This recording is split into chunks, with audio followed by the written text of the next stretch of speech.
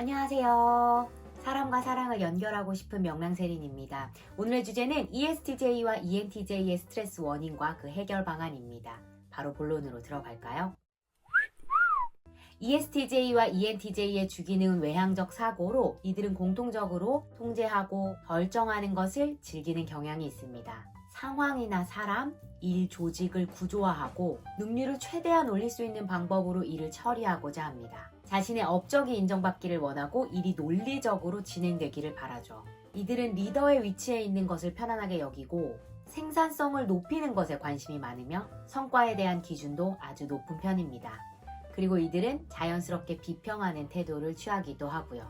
여러분은 이 일 자체에서 에너지를 얻기도 하고 예측 가능한 작업 환경에서 일의 능률이 잘 오르는 편이라고 합니다. 사람들을 이끌고 지도하는 리더의 역할을 할 때 여러분의 실력이 잘 발휘되죠. 효율적인 조직 구조 내에서 어떤 성취할 기회가 왔을 때 여러분은 에너지를 받는다고 합니다. 어떤가요? 스트레스 없는 상황에서 여러분을 잘 표현했나요?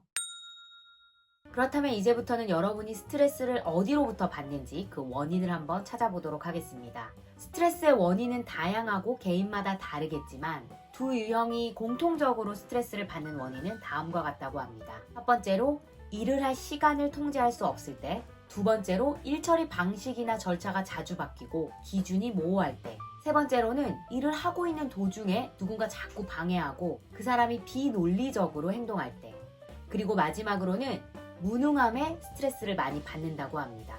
본인의 무능함뿐만 아니라 타인의 무능함에 있어서도 많은 스트레스를 받는다고 하는데요. 가벼운 스트레스는 자신의 주기능과 부기능을 균형 있게 사용하면서 벗어날 수 있지만 ESTJ와 ENTJ가 극심한 스트레스를 겪는 경우도 있다고 하는데요.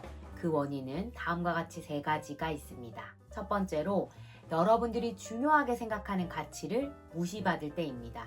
사실 평소에 이 두 유형은 가치지향적으로 행동하기보다 어떤 논리적인 분석을 통해 기준을 정해서 논리적으로 행동하는 그런 유형인데요. 본인이 신중하게 그리고 선별하여 어떤 가치의 기준을 정하고 그 가치에 부합한 행동을 했는데 그것의 진가를 누구도 인정해주지 않으면 많이 힘들어하는 경향이 있다고 합니다. 예를 들어 이들이 고심해서 자원봉사를 시작했는데 그것에 대해서 누군가가 비판을 가하거나 어떤 오류를 지적하면 매우 힘들어한다고 합니다.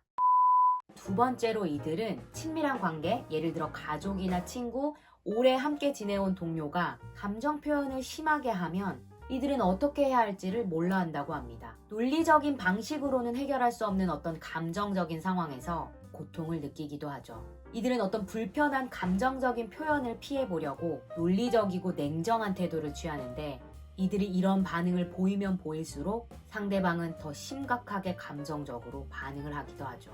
예를 들어 함께 프로젝트를 진행하고 있는 동료가 어떤 이유에서인지 틱틱거리고 여러분에게 화풀이를 하거나 이유도 모르는데 갑자기 대화를 단절하는 그런 경우에 여러분은 논리적으로 문제를 해결하고 싶지만 점점 더 미궁 속으로 빠져들고 힘든 상황에 빠지게 된다고 합니다. 마지막으로 여러분들은 보통 수준의 스트레스가 장기화되면서 마음이 많이 약해져 있는 상태가 되면 여러분은 옛날, 과거를 회상하는데 특히 여러분의 결정으로 누군가에게 상처를 줬던 과거를 회상하면서 자신의 부족한 감수성을 탓하며 스스로에게 비난과 비평을 가하며 스트레스를 받는다고 합니다. 여러분 어떤가요? 여러분이 받는 스트레스의 원인과 비슷한 부분이 있었나요? 그렇다면 이번에는 여러분이 스트레스를 받는 상황에서 어떤 모습을 나타내는지 그 현상을 알아보도록 하겠습니다.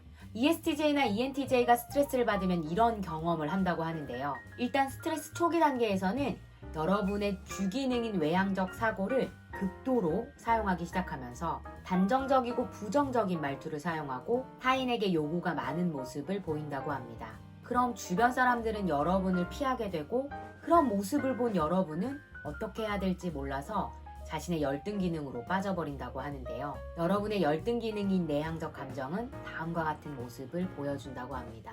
첫 번째로 자기 자신과 타인의 감정에 날카롭게 반응하며 스스로 인정받지 못하고 이용당하고 있다라는 연민에 빠진다고 하는데요. 일과 사람과의 관계를 잘 분리하던 평소의 건강한 모습과는 다르게 일과 자기 자신의 어떤 형편을 일치시키면서 아주 예민해진다고 합니다. 생각 없이 말을 막 쏟아내기도 하고 방어적이 되기도 하다가 결국 여러분의 문을 닫아버린다고 하네요.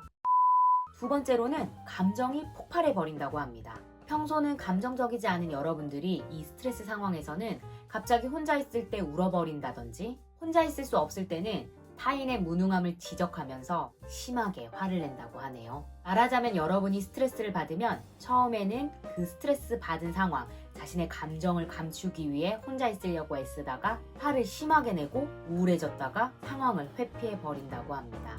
스트레스를 받았을 때 내가 나답지 않다라고 생각하면서 말이죠.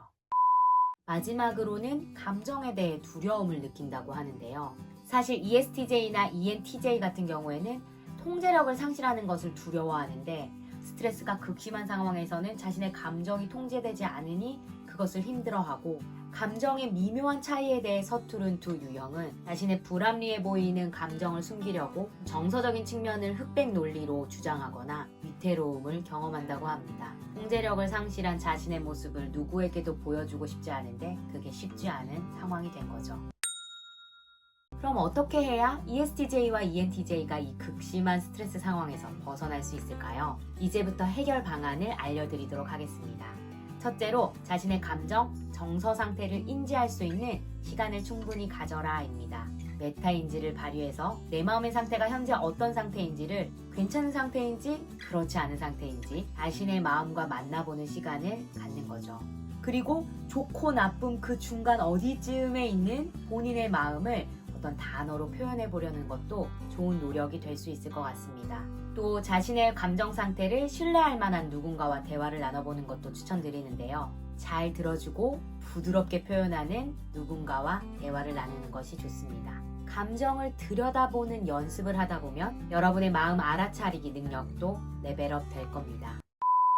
두 번째로는 인생이 늘 합리적이고 논리적으로 전개되는 것이 아님을 기억하고 여러분의 삶에서 관계와 감정이 중요하다는 걸 인정해 보시기를 추천드립니다. 사실 MBTI 연구 결과들을 살펴보면 ESTJ나 ENTJ 같은 경우에는 열등 기능을 분출하는 일이 거의 없거나 스트레스 상황이 오래 지속되지 않는다고 보고하고 있는데요. 그럼에도 불구하고 여러분 개개인의 상황에서 감정이 폭발할 것 같거나 또는 그런 폭발되는 감정이 두려울 때 여러분이 삶에서 중요하게 생각하는 가치는 무엇인지 생각해 볼 기회가 왔다고 여겨보시는 걸 추천드립니다.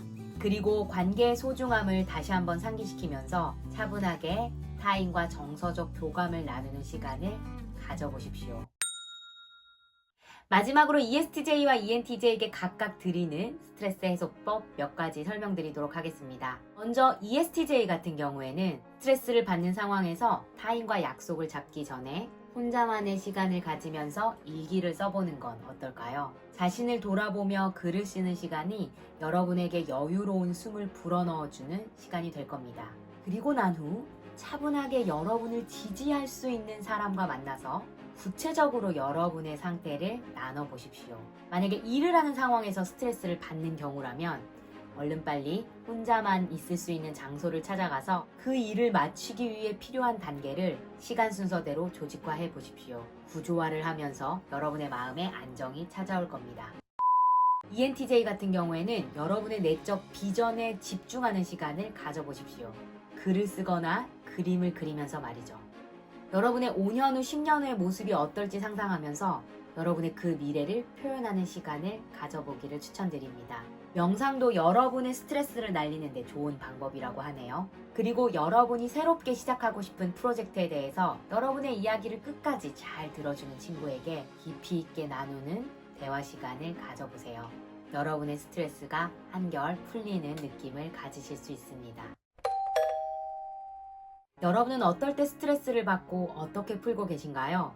댓글창은 여러분들의 공간이니 여러분 같은 유형들끼리 서로 스트레스를 푸는 꿀팁을 공유해 주시면 좋을 것 같습니다.